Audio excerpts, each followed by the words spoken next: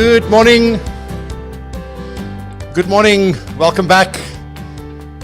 We are on episode 90. Yeah, it's amazing, eh? How time flies. I guess when you're having fun and when you're locked down, time does fly. It doesn't feel like things are moving any slower. I don't know from your side, but definitely as far as I'm concerned, it's been hectic.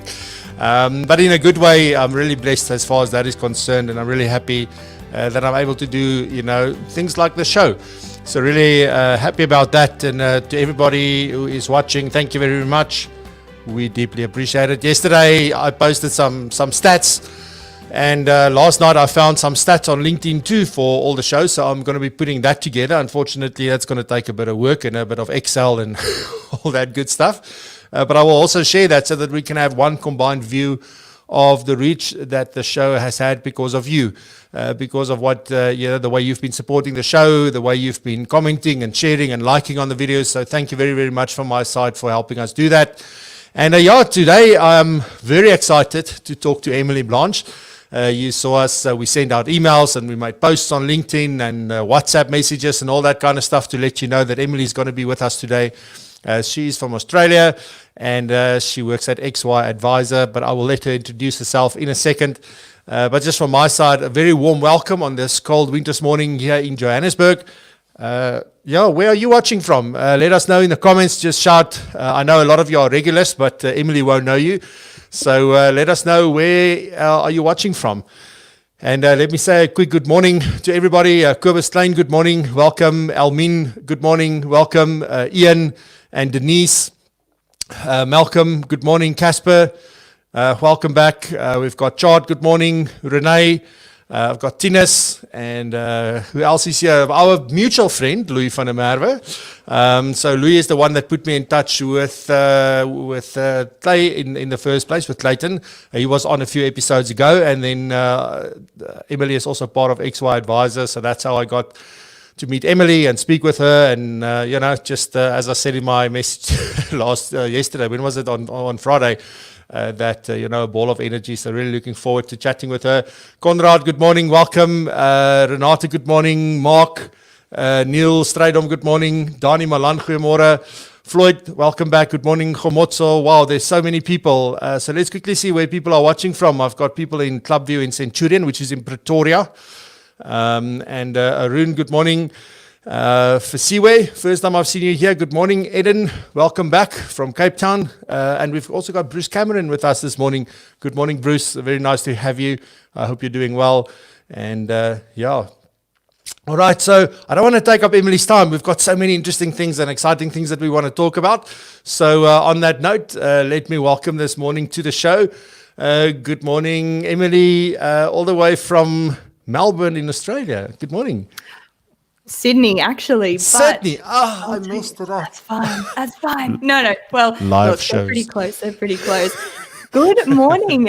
Good morning. I'm just sitting here reading all of these comments, and it's so like everyone's energy this early. I know it's 8 a.m. for you guys, but I'm just sitting here with a massive smile, just looking at everyone, and like you taking the time to call everybody out by name and welcome them like that. I was sitting here and it resonated with me. And Louis, I know Louis and Eden, I've had quite a few conversations with those guys on XY. Awesome. So it's nice to see some familiar faces and plenty of brand new ones, which is great. Yes, amazing. And it's like I started off when we started the show just welcoming everybody, and sometimes there's so many people that it takes me up to 10 minutes to do the whole intro and the hello and that kind of thing. So often when we have guests, I don't do that.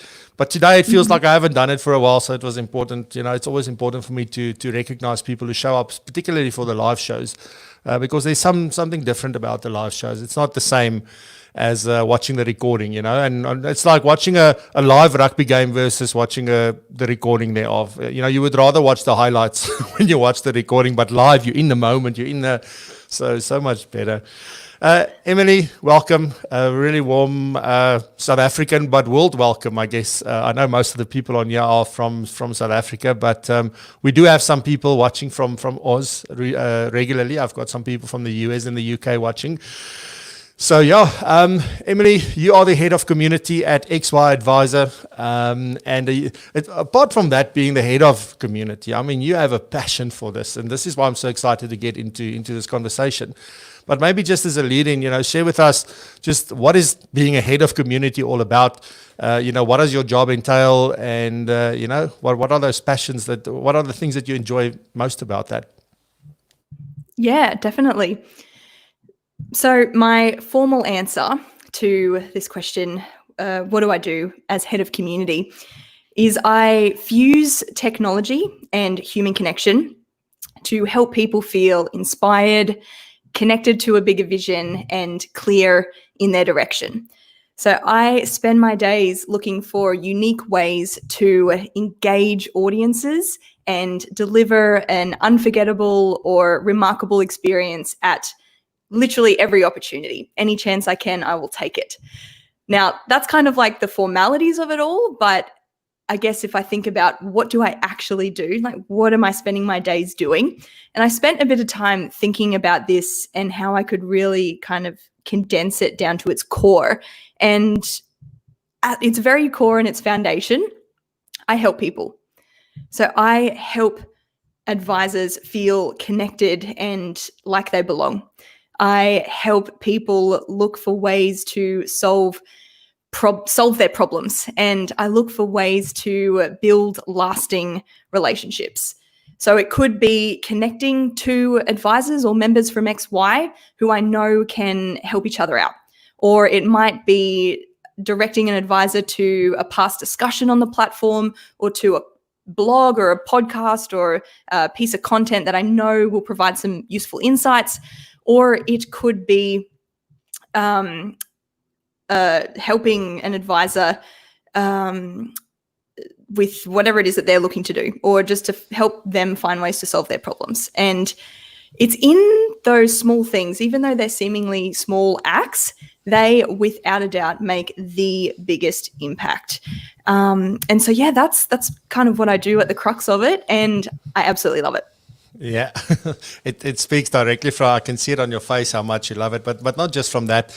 I mean, you talk about like you're always looking at ways of, engaging with people and connecting people and all of that. And I mean, if I see the things that are coming through from XY, because I'm a member of XY, and there's quite a few people that's on here that are also members of XY. And it's just glaringly obvious that you're really trying some unique and fun things as well. Like the series of videos that you did of, when you start off with XY, what are the little things that you need to do? These 30-second clips, but it wasn't just Emily sitting there and saying like, you need to go there, and there's the green button. You click the green button, and then you do this. It was none of that. It was this fun. Like there was people in little small swimming pools, and I don't know, all sorts of funny stuff. But anyway, so that's really, I mean, that's fun. Really being able to be creative and just do these things. Just quickly before I get into the first question, the XY, in your words, what is XY Advisor about? I've tried and sort of convey the message on here before, and when Clayton was on, we obviously spoke about it a little bit at the end. But just in your words, what is XY about, and why should people join XY? Yeah, XY is a social network and a platform for advisors and finance professionals and finance enthusiasts around the world to come together to collaborate, share their ideas, their experiences, and to help drive the positive evolution of financial advice. So we really create the environment to bring all of the conversations, ideas, and brains of, expertise of those in advice into one place to help each other, because we can all achieve so much more together than we can on our own. So being able to facilitate that environment, to spark new discussions, to ask innovative questions, and to help each other, it's all about being that rising tide and really looking to lift all boats. People step into XY with a mentality. It's very much a we mentality as opposed to an I mentality, and it's collaboration over competition. And being able to, I've said it many times before, but I consider myself the lucky one. I have a front row seat to watch all of the amazing discussions and conversations unfold. And to this day, I truly like, it still never ceases to amaze me how willing to share and supportive advisors are on the platform, and it just blows me away. So being able to step onto there and get a really intelligent answer to a question in real time is super powerful. Yeah, absolutely. And the one thing that I love about it is that it is very active, but also there's no distractions. That is, I think, one of the things that I like most about it, because I mean, and you did do this on Facebook before going into getting your own like separate platform, a dedicated platform for that. And with Facebook and LinkedIn and all these places that's got groups and those kind of functionalities, there's a lot of distractions. Whereas here you go onto XY, it's an app on your phone, and you can just, it's just about financial advice, and you can even choose what you want to see and what you don't. It's just amazing. Anyway, so let me not ramble. I think we can talk an hour about that. What I do want to get in is obviously talking about community and creating community. And I think why it's so appropriate, and specifically this is episode 90. At this point, this is a milestone. Kobus said the other day in a comment that it's another milestone. I didn't even realize. I'm so fixed on getting to that 100th episode now. First it was 10 and then 20 and then 30. And now we like, now I went from when we hit 80 episodes, I'm like, now 100 is definitely possible. So I'm so focused on getting there. And that will be the 1st of September, by the way, the 100th episode.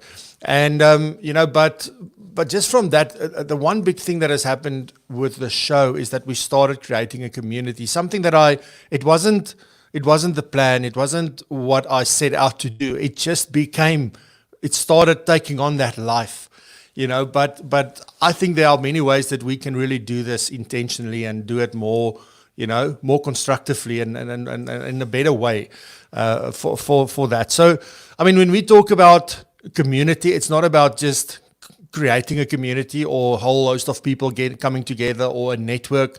It's really about creating a community experience. So can you talk to us a little bit about community experience and what does that mean, and how do you give a community experience? Yes, definitely. I think the best way to dive into this and to explain it is to break it down a little. And first of all, let's have a look at, let's define community and define experience. Now, community, my favorite definition of community comes from a gentleman, Charles Vogel. So he is the author of a book called The Art of Community. Really great read. You can grab it on Audible as well. It's not even very long, so you can smash it out quite quickly. But I love his definition of community. And he describes a community as a group of people who share a mutual concern for one another's welfare. So if I think about humans, we are social creatures, that we need social connection. It's the reason our species has lasted as long as it has, and we need to feel like we belong. And a big part of that feeling of belonging comes when we know that others care about our success. So when one person cares about the success of someone else and vice versa, that person cares about their success, that is where the magic happens. So in a strong and thriving community, when one member feels success or when one member is successful, everyone feels success. It's exponential. So that's community.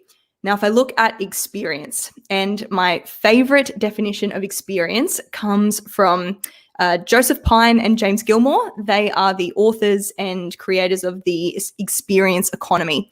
It's a book from the 90s. It's very information dense, but again, fantastic read. Highly recommend. And they define an experience as when a company or an organization intentionally uses its services as the stage and its goods as the props to engage individual clients or customers in a way that creates a memorable event. So if we think about those two things and sort of combine that, here's my version and definition of a community experience. So community experience occurs when an organization creates the environment that inspires their clients and their teams to feel connected and to be a part of their just cause or their big vision. It inspires them to get excited about their own success and the success of others. and inspires them to create memorable experiences together. So in that respect, if I think about it in an organization or a business, an advice practice, it's really all encompassing. It's from the top to the bottom. It's the business and the team as well as the clients. And when there's harmony there and everyone is really, you've created this community experience, everyone's on board, they're excited about their success and everyone else's success, that just grows and it really deepens connections. It really deepens engagement, and those two things combined leads to a far greater retention as well. So that's how I would look at community experience. What do you think? Yeah, it's awesome. And what I'm thinking now is that the one thing that does is it changes the conversations that are being had, which I think is really the powerful thing. The whole focus and the whole intention with everything is so different if you care. So there's two things that stand out for me. The one is that you said, well, the one thing that I sort of, in my mind, is changing the conversation or the way that we have conversations. But the other one is also that it's about caring, but about one another. It's not caring about me caring about you all the time. There's really like a genuine care for the welfare of each other. And that is a very strong message. And, that does take a lot of energy. There's some people that are naturally gifted with just that is what they do. It's even their love language. They give all of themselves, and that's how they get fulfillment and all of that. For others, it's a bit harder. But one can create that sense within the community, that the majority of people are there to sort of support and care for one another and really help each other. And I think that is something that is so unique. And the question obviously then in my mind becomes like, all right, so Emily, aren't we just talking about big businesses who have resources and the time, if you will, because big business can buy time to do these kind of initiatives and start building a community? Most financial advisors in South Africa are, small businesses. They are really small. They're one-person businesses, or maybe there's 2 or 3 or 5 advisors. It's not. They don't have these big teams and big departments and all that kind of stuff. Should they also be looking into building something like this with their client base? Or what do you think? Absolutely. There's no criteria or minimum required to do something like this. You can start small and go from there. If I look at XY Advisor, we have over, before we left Facebook, we had a little over 4,000 in the Facebook group, and we're fast approaching 3,000 on the platform.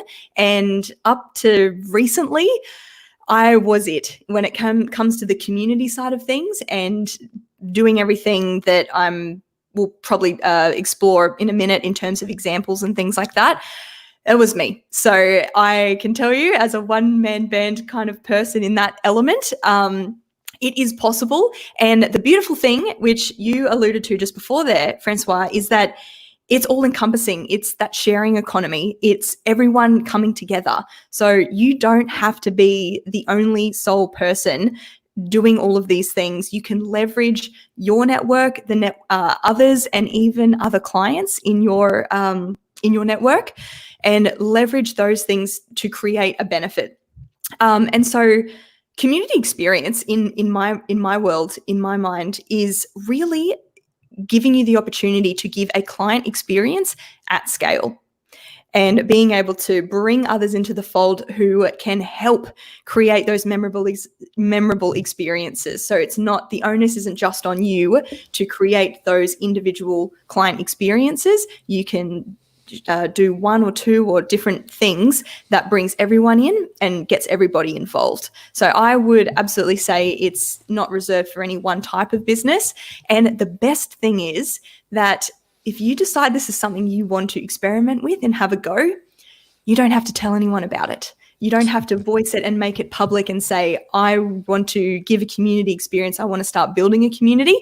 You just start with small little acts that build trust, and it grows from there. And you hit the nail on the head before when you said everything going on with virtual coffee here, it never started out to become a community. It evolved.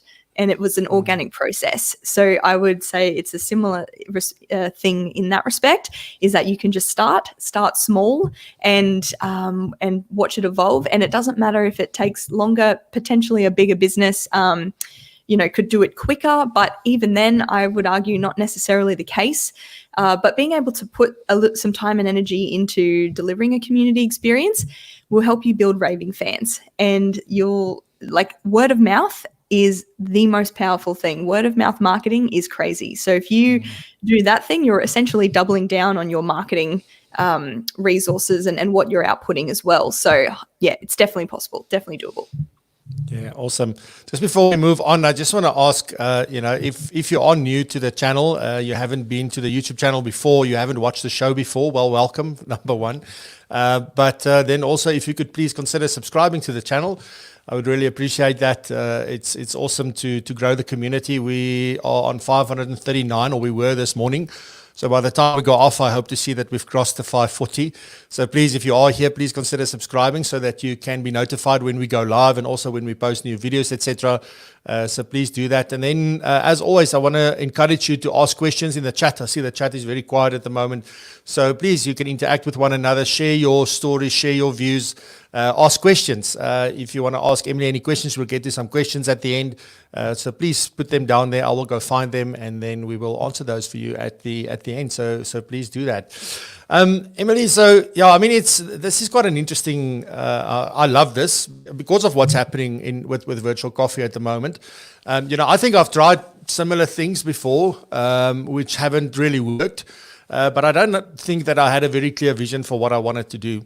And there was no real idea. So when I started Virtual Coffee, the whole idea was about showing up every single day for maybe those financial advisors that when we went into lockdown, felt that, they lost their sense of belonging. They lost their sense of, just maybe what am I getting up for? I can't see clients. I can't do this. This is this whole new world. I need to learn Zoom and I need to learn all these weird and wonderful technology suddenly.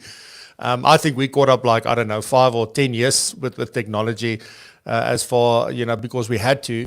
But that was the only reason why I sort of started this. And the second reason was a bit selfish because I wanted something to do. Because otherwise I was going to stay in bed until 10 in the morning and not have anything to do. So there was that was really the purpose. But now thinking back on it and listening to what you're saying, there was a bit of a vision there of what I wanted to do and why I wanted to do it. And then people started buying into that.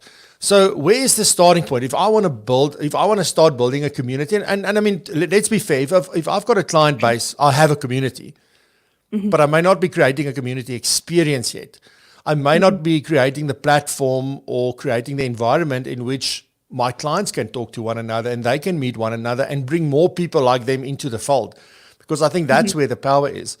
But where should I start? If I've got my existing clients, or maybe I'm brand new. So let's just start with an existing advisor, been going for 2 to 5 years at least. You've got a bit of a client base and you want to start really building the sense of community, because I think that's so, if you're part of a team, you're not just going to leave, right? You're not just going to if I can use rugby as an example, if you play for a certain team and then you get an offer from another team, I mean, there's a price that's got to go to that. You're not just someone going to leave. I mean, that's got to be very, very compelling, So I think it's the same thing. The more you create that sense of community, the harder it will be for clients to leave. And they would want to introduce their friends and that into the fold. So anyway, so I'm really going wide now, but where do we start? Let's just get back to that. If I want to start building this, I've been going for 2 to 5 years. I've got a bit of a client base. Where do I start? Yes, really good question. So, I mean, there's no one size fits all approach or single best way to do it or to start. And so, I just want people to not get overwhelmed by it and think that it's just all a bit too much. But going off what you just said then, where an advisors are in their journey, here's what I would do. I would look at my clients. And if you have a team, I would use this as an opportunity to get your team together for a brainstorming session, order some pizza or order some lunch or something like that, and give everyone permission to get a little bit creative in this sense, or just for everyone to have their input. Because the more you can bring your team into the process, the more you get them on board, the more engaged they are, and the more excited they get about the process. And then that will filter out to your clients as well. So it's not just about getting your clients engaged, it's about also getting your team members on board and engaged as well. So I would look at your clients, and I would sit there and I would have a brainstorming session and think about, how much do you know about these clients? And bring everyone's ideas together and really have a look at what do you know? Do you know their birthdays? Do you know their families, their kids? And a lot of this stuff you will know, but then I would challenge you to dig deeper and find out, what kind of businesses do they run? Are there anything that they're super experienced in or have a great skill set in? What are their hobbies? What do they enjoy doing? And really try and drill down on the things that they might be interested in, because that will all come in handy as you go along this journey to surprise and delight them, do small little acts of kindness, and build up those elements of trust. So first, looking at the clients, so there's that element of it, and really dive into, what do you know about them? And if you have a big list of clients, then maybe just focus on the top certain number of clients, and at least start there. So really get to know your clients, and then as you have interactions with them as well, from the day they join, from the day they're a prospect, right through, like their lives are changing, things are happening. I would one thing that I do is I constantly listen out for little things. So any interaction I have with a member on XY, I will take notes if I have to. So if I have a conversation, okay, here's a classic example. I was messaging someone today on XY, and he told me, so we've got over here in Australia with the advice landscape, we've got FASIA. I'm not sure if anyone's heard of it or is familiar, but it's basically ethics and standards and education requirements that advisors now have to meet. So that means that a lot of advisors are going back to the books and they need to sit an exam. And so I was messaging an advisor today, and he told me that he's got a lot going on. He owns his own business. He's moving dealer groups or licenses, and he's got to sit this exam and study. And he goes, I just keep telling myself, it's just 12 weeks. It's just 12 weeks. And I've got 8 to go. I straight away went to my calendar and set myself a little reminder in 4 weeks' time to reach out to him and say, hey, guess what? Just 4 weeks to go. Just 4 weeks. So just in that passing of conversation, he said that, and I took a note of that. So when you're having interactions with clients, make notes, take as many notes as you can of stuff they're interested in and what they love. Because again, like I said, it will it will really help later on as you go through this journey. And then also have a look at your client base and try to find any commonalities or like-mindedness between them. Now, if you have a particular niche, this exercise will probably be a lot easier. But if you don't necessarily niche, it's not to say that you shouldn't do it either. But if you niche, do you work with young families? Do you work with millennials? Those kinds of groups of people are going to have a lot of similarities or common interests in different things. So try and work out, what are they interested in? What are their frustrations? What are their problems? And even still, if you don't necessarily have a niche, think about the reasons why your clients came to you in the first place. What are their problems over and above just the direct finance related stuff? Do they think that they don't have enough time? Are they worried about the future? Are they worried about the future for their kids? Just really try to drill down into and try to put yourself in their shoes, which I know advisors do already as they go through the process, but just really trying to map this out and get a little deeper. So that's the client side of things. And then I would also look at your client journey, your advice process. And again, this is permission to get a little creative, shake the status quo, and be done with the phrase, because this is how it's always been done. So the example we spoke about before of the onboarding sequence that we've done at XY, originally we had just an email series because we wanted to share a few important tips and tricks that members that would be really helpful to members when they join the platform. And we realized that people were dropping off. They just didn't need 2, 3, or 4 emails dropping into their inbox. And so I looked at that and I said, okay, how can we shake this up? How can we be different? How can we make people go, wow? And that's how we landed on the video, choose your own adventure video sequence. So look at your client journey, your advice process, and have a think about where along that journey could you shake things up? Could you inject a bit of personality or do something a little different? Maybe it's in using a video instead of just a standard email template. That onboarding series, we used a bit of software called Video Ask. It's very intuitive. You can have conditional logic, multiple choice answers.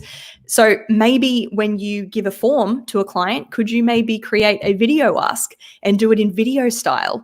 There's all sorts of different possibilities, but having a look at the journey and saying, where can we shake things up and get a little creative? So those 2 things there is where I would start as a starting point. And then from there, I would go into what I call internal and external ideas. So internal, I call the 1%ers. And so these are the things that you and your team and your business can do to build insane amounts of trust with your clients and build an army of raving fans. And these 1%ers, they can be, there's a whole range of things you can do. Some examples would be, if your clients go on a holiday and that was one of their milestones or one of the goals they wanted to tick, I would find one of their travel photos. Maybe they post something on social media or maybe they send you something, and I would get one of those photos printed off on a magnet. I'm assuming it's similar over there. Here we've got a website called Vistaprint. You can get stuff designed pretty cheap and pretty quick. And I would get one of their photos printed off onto a magnet, and I'd even put a little handwritten note into it and post it to them and just say how excited and proud you are of them for ticking that goal. Imagine them getting that in the mail. That would be like, imagine you receiving that in the mail out of the blue. I don't know about you guys, but normally if anything comes in the post for me, it's a bill or something. So if I was to open up my mailbox and have a magnet of me on my holiday from my advisor who helped me get there with a little note saying, you crushed it. Like, that exercise would take not a huge amount of effort, but the value that would have is unbelievable. So that's one little example. Do your clients run a business, and could you give their business a review online or a testimonial?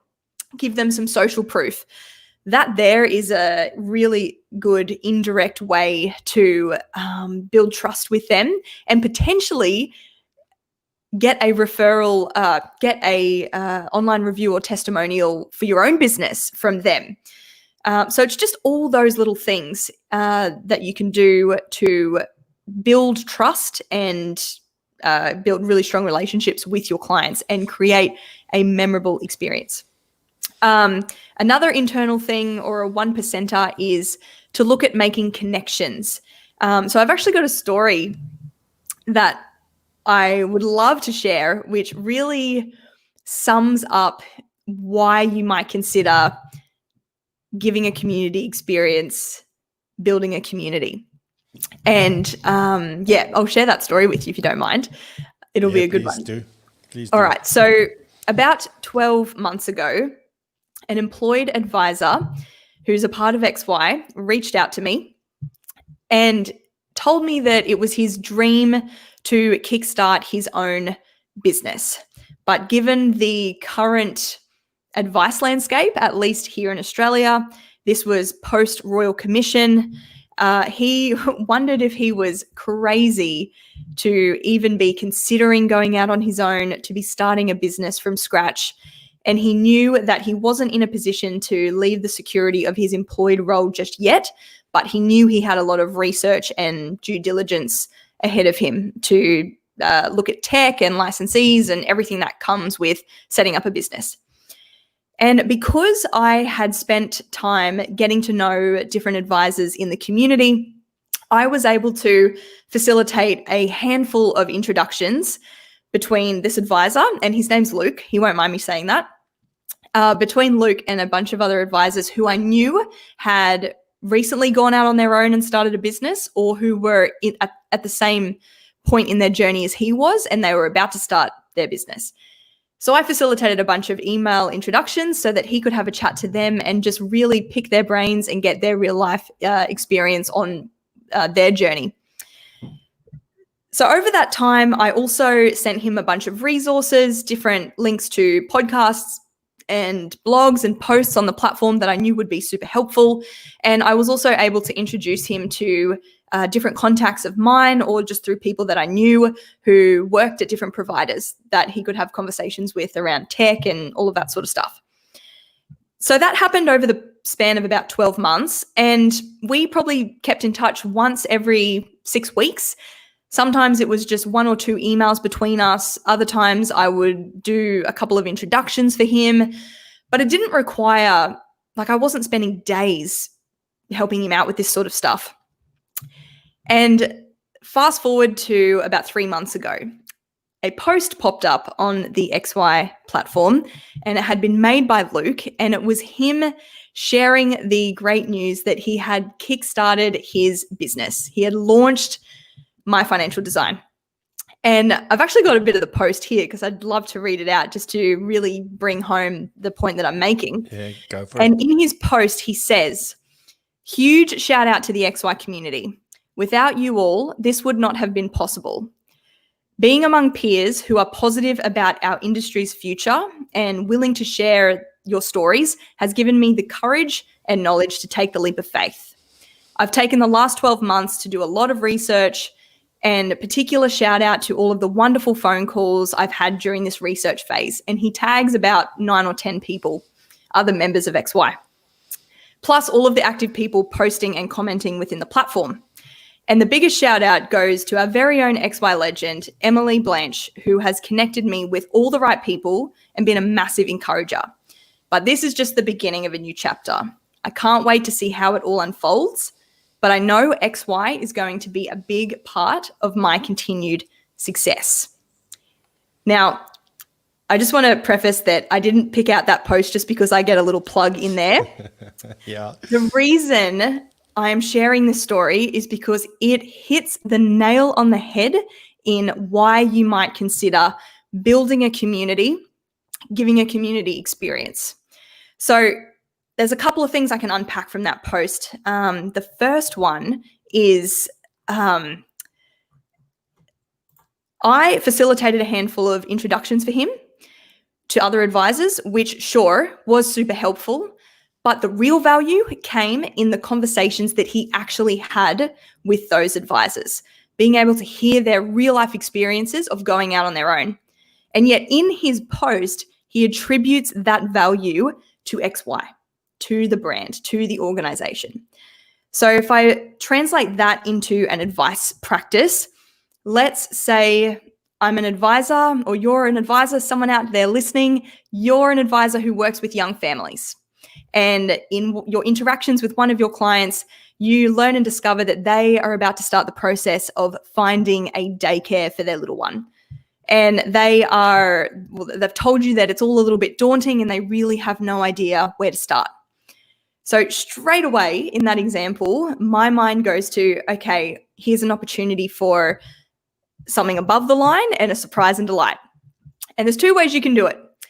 So the first is you could go and spend your time looking for resources, maybe some blogs. You could even go and do some research about local daycares in the area and then package that all up into an email with some links and send that through to your client, which would be super helpful. They'd really appreciate that, no doubt. But that is time you've taken to go and do all of that. But what if one of your other clients, or even one or more of your clients who are also a young family, have just gone through that process, or they have toddlers or little ones in daycare? What if you connected them and did an email introduction, obviously with privacy restrictions and whatnot, get opt-in that they're both happy to be introduced, but bring them together and connect them and let them have a conversation. The conversation that's had there, where your client who's looking for a daycare can hear a real life experience from someone else who's in a similar position to them, will be far more valuable than any link that you send through in an email to a piece of marketing or a business address or any of that. And all you had to do in that instance was facilitate an email introduction. Further from that, you've possibly sparked a new friendship because they've connected, they've got common interests. Who knows? That might keep up and they may stay connected long after they have that initial conversation. So that's the comparison in a client experience or a community experience, where you leverage your connections, bring more people into the fold to create a memorable event where everybody wins. So that's one example from Luke's post there, which I loved. Another one is lifetime value of a client. So in Luke's story, he literally verbalizes his lifetime value to XY. And it's in the last sentence where he talks about this being the start of his journey. And I know that XY is going to be a big part of my continued success. So he's attributed that up to this point, XY and everything that's come within those introductions and the value he's received, he's recognized that value. But he knows that now that he's launched this business, that's not it. It doesn't end there. This is just the start of another, no doubt, going to be a roller coaster journey.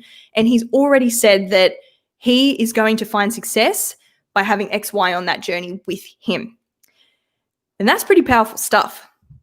Yep. If I think about a few stats, it can cost up to 5 times more to acquire a new client than to keep one.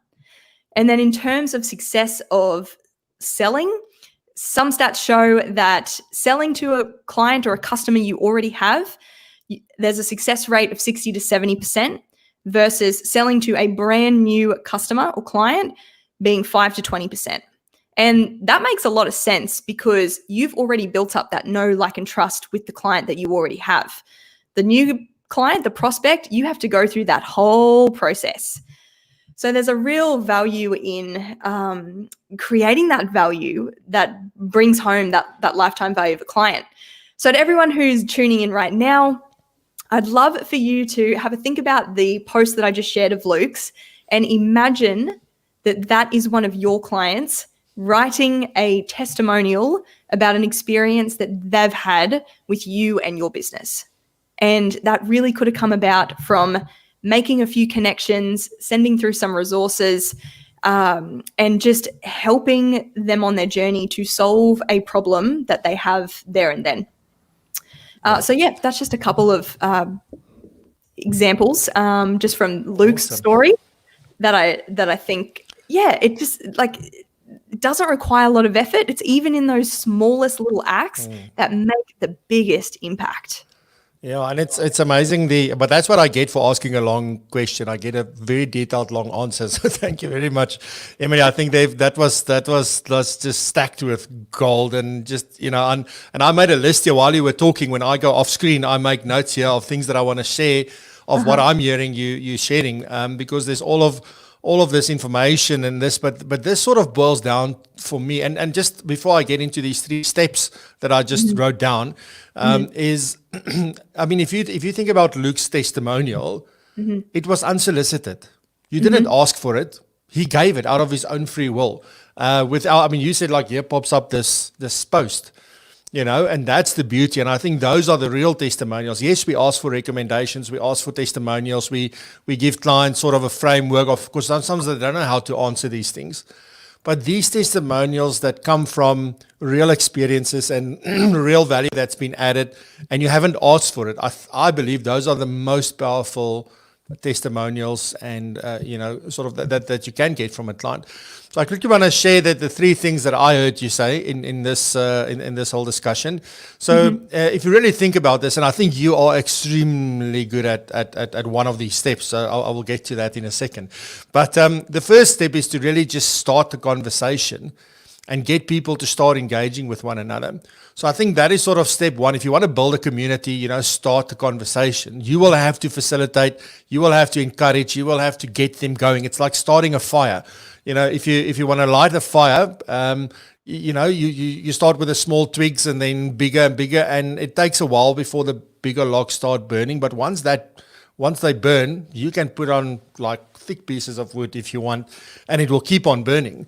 But to get it going there's some effort there. But once you've done that, then you go over into, and this is what I think you are extremely good at, is listen mode. So you need to listen. And Gary Vaynerchuk also says that, I'm a big Gary Vaynerchuk fan, and he always says that you think that he talks a lot, but he listens. So his whole thing on social media is that he's listening all the time. He's listening. And then if you do that, that is where you see, oh yeah, I can connect these people to one another, or I can do the magnet thing, or I can do, because you're listening and then you're thinking about how can I help them. So that's very powerful. So for me, that's step 3. Then you take action based on what you've heard. And it's as simple as those 3 steps, I think. That's sort of what I gathered from everything that you shared. And it was great to hear that story from Luke to know, this is practically what happened. Just the examples that you've given, I think they are powerful in its own right as well. So I don't know, do you agree with these 3 steps? Do you think, am I missing a step? If I just want to simplify it as simply as possible, is there anything missing there? No, in its simplest form, those are it. So building trust, that's a massive one. And that's encompassed in the steps that you said there. But yeah, listening, building trust, and trust isn't built in one big act of kindness. It doesn't happen overnight. And one thing I spoke about in our digital event series, our work from home tour, was fortunately, you can't build trust overnight, which I think is a great thing. It takes time. If there was a way to build instant trust with anybody, with someone, there would be no reason for us to go on several dates with somebody or spend years getting to know them before we marry them. You wouldn't have to do that. So when it comes to trust, it's the small little acts done consistently over time that make the biggest impact. But at its purest form, those are the simple steps. It is a slow burn. It's not building a community. It's just like building trust. It won't happen overnight, but it will. But the power and the ROI for the effort that goes into it is, if you ask me, is it worth it? 100%. Up till now, XY has grown organically. We have not spent $1 on traditional marketing or advertising. We produce content, which is our podcast. We obviously just post on our social channels, but we've never paid for any advertising. And we've grown our network to a few thousand. And we're starting to, look at a global reach now, which is really exciting. And the majority of that has come from word of mouth. And I think about this whole concept of creating an experience. What you're really creating is an opportunity for your client to share a story. Now, when someone recommends you or your business, what's actually happening there? Because here's just another stat. 92% of people trust a recommendation from a family or friend over and above any other form of advertising. But when they're listening to that recommendation, what are they essentially listening to? They're listening to someone going out of their way to share a story, an experience of an interaction they had with a product or a service or a person that is worth talking about. So how can you make yourself memorable to your client where they're at a family barbecue or they're out and about and they want to tell people about the experience they had? Because when you do that, you're cementing yourself as a linchpin in your client's world. And then they're going to be out listening too, because when they've had an experience like that, when they interact with someone who's similar to them and this person tells them about the XYZ problem they have, and who are they going to recommend who can potentially fix that problem, especially if your clients had that exact problem? And then do you think that person is going to listen to that recommendation more, or an ad or a blog or a link to your website? So it's this flow-on effect of building your army of raving fans that generates insane amounts of word of mouth. And yes, it's a slow burn, but is it worth it? 100%. Yeah. 100%. So I want to ask you three quick questions. The one is, so this is amazing, and I fully subscribe to the whole building a community thing. I'm only starting to realize the power of it. I'm only starting to realize how it works and all of that. So I'm definitely not an expert on this. But, why haven't most advisors done it yet? Really good question. Now, I've thought about this, and I think there is a couple of reasons. First one being, if we look at financial advice historically, it's been very much tied to product, but also it's personal finance, right? Why do you go to see a financial advisor? To get personal advice. And personal finance is just that. It's personal. So there's this sort of gap, or I think barrier, where advisors have been reluctant to share that information or want to connect their clients because they're really only dealing with their personal finances. But if you zoom that out a little bit and think about when, like, in building your community, I think it's kind of this mindset of, clients are coming to see me about finance and to get educated on money. If I create this community for them to connect, like, what would they possibly have to talk about, or what would they possibly have to teach each other about finance? Like, that's the reason they've come to me. But instead of looking at it from an educational standpoint, what if you looked at it from a support standpoint? Because your clients are coming to you for a reason. They're looking for help, support and advice. And especially if you work in a particular demographic, and even if you don't work in a particular niche, you would see some similarities in problems and frustrations and pain points of your clients. And a problem shared is a problem halved. Half of the reason people turn up to XY, well, not half of the reason, but one of the reasons is just purely for validation and support. It's not just to get answers to their questions. People get value out of being a part of XY because they learn that someone else is struggling with XYZ. And especially if you are a solo advisor, if it's just yourself or one or two people in your business, it can be really easy to feel like that feeling of isolation can kick in pretty easily. And you start to feel like, am I the only one struggling with XYZ? Especially if you're a regional advisor as well, if you don't tend to get many events. Obviously, things are starting to move more towards the digital space now, but if you don't get the chance to interact with other advisors in your local area, where can you go for support? And I'm sure your partner, probably is happy to listen to you, have a vent here and there, but do they really understand? No, because they're not in the trenches. So having a support network more than anything for people to just get that validation that, you slipped up this week with cash flow or whatever as well. Oh, thank God, me too. Like, and that strengthens that connection. Personal finance, that's one. Another one is, which I love talking about this one, because that's how it's always been done. There's that phrase that lingers, and I have removed that from my vocabulary because it just does not serve any purpose. And I think people have, whether intentionally or unintentionally, got entrapped in this concept of this mindset of, well, that's just not how it's done. This is how it's always been done, so we're just going to keep doing that. And because it's how it's always been done is the antithesis of innovation. Like, let's look at technology. If technology adopted a mindset of, because that's how it's always been done, you and I would not be sitting here halfway around the world having a conversation in real time with these amazing comments popping up from advisors around the world. That would never happen. A company that didn't have innovation at the front of mind, or who adopted the mentality of, because that's how it's always been done? Blockbuster Video. And look what happened there. They didn't adapt, they weren't open to the possibilities, and they got left behind.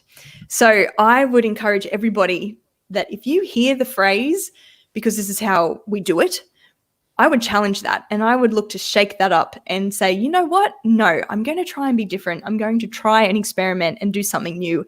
And at this point in time, with COVID and everything going on, this is an opportunity where you have permission to try new things and experiment. And if it fails, you'll probably be forgiven, because we are all in the same boat right now. Our hands are forced to change things, adapt, innovate, try new things. And if you do try something new and it doesn't work, if you're honest and open about it, people are so much more forgiving. I know for me, if I was on the receiving end, I would be so much more forgiving if someone tried and failed than to not try at all. So that, I think, is another one. And I think the other one potentially might be advisors think they don't have time to do something like this.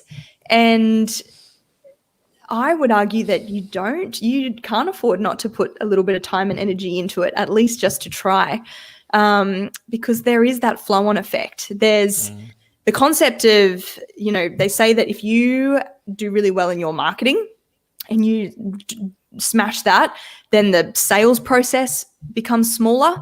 You don't have to put as much effort into the sales process because you've already built up know, like, and trust.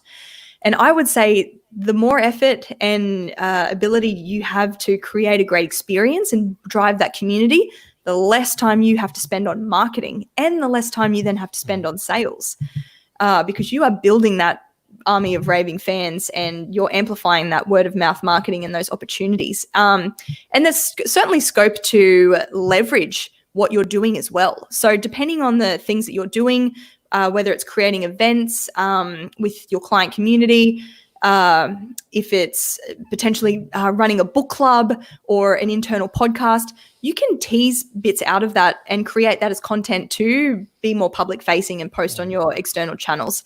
And then I would also say bring your team into the process, get them involved. You don't have to do it all on your own.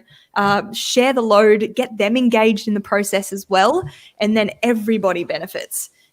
So yeah, I had a few examples for sort of more external facing ideas to really bring in your clients and your team as well. But I know we're close to time, so I can, more than happy to continue this conversation. But yeah, that's a couple of reasons of why I think advisors may not have done anything like this yet.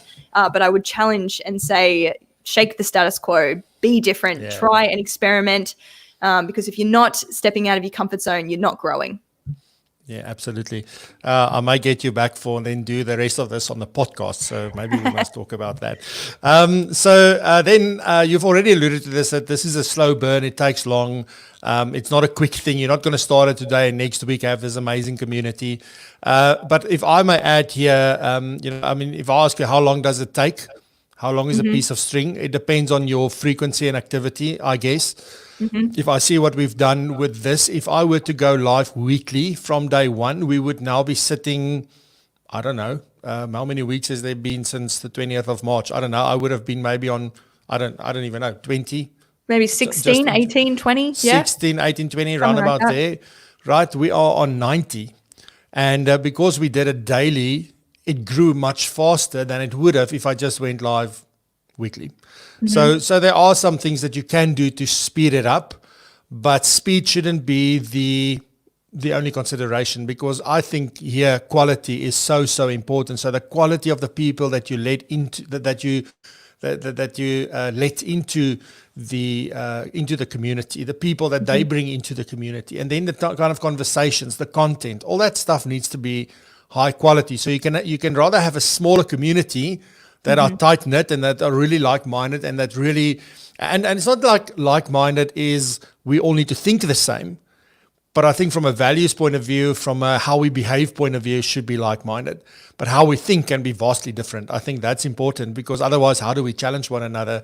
So you also don't want a herd of sheep just going all in the same direction because we all think exactly the same. We want to have different conversations. So if I can add to that one, that's sort of my view on that this does take a while. So I want to skip ahead and ask you a question here. Is it for everyone, Emily? Should every single advisor build a community like this? Because this doesn't have to be online, but online is the easiest place, and you can listen to larger groups of people online than you could do in real life. So, is it for everyone? To answer that, I would reply with a question, and I would say, if your intention is to build a community as a pure acquisition strategy, then no, it's not for you. If your intention is to look for ways to become your client's trusted advisor, then yes, I would consider building a community. If your question, the question that you're asking yourself is, how can you matter more to your clients? Then yes, building a community is definitely for you.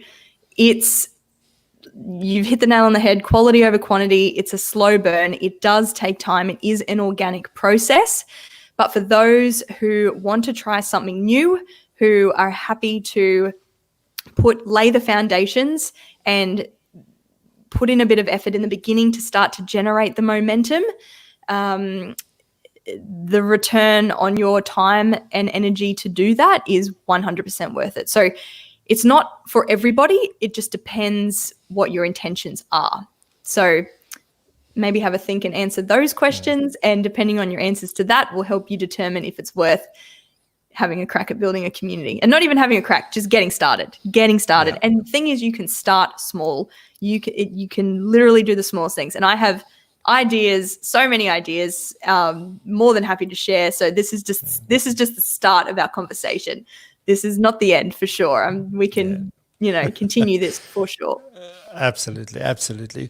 So, all right. So let's have a look at some of the comments. Russell said that I don't know if you had any engagement with Russell.